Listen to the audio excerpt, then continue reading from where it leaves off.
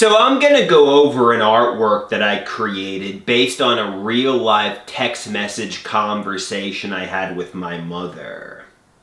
So I'm in the living room with my mother, the old yellow room, and we hear police and ambulance sirens in the distance. Woo, woo.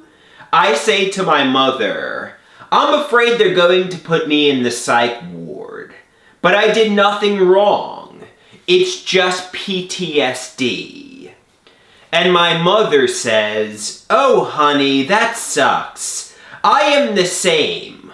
When I hear sirens, the hair goes up on my neck. Relax. Try to enjoy your day. Think happy things. Future happiness. Practice your comedy. Everything's a-okay.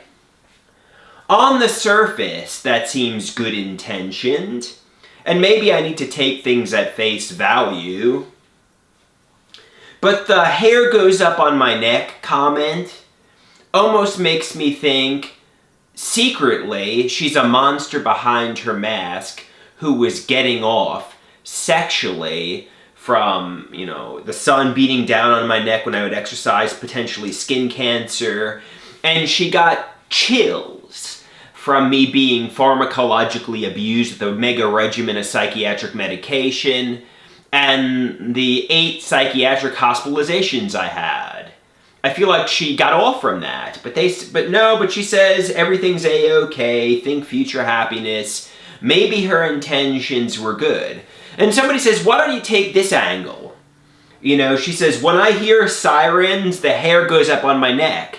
Maybe your mother's a mental patient too, and she's afraid she's gonna be institutionalized. Maybe it's a joke and she's not even talking about you. Maybe she thinks she's gonna be locked in the psych ward. Or just take everything as it appears to be. Take everything at face value. She says, that sucks that you have PTSD. That sucks that you're traumatized by the psychiatric hospital. And, try to relax and enjoy your day. Everything's a-okay, Maybe she's just trying to comfort and console me. Don't get paranoid.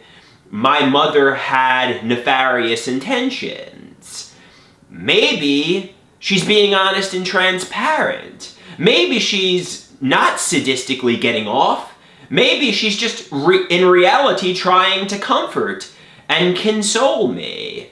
So you can see, you can approach this and view this from many different perspectives. And they say sometimes the simplest explanation is the right one, which is she's trying to comfort me.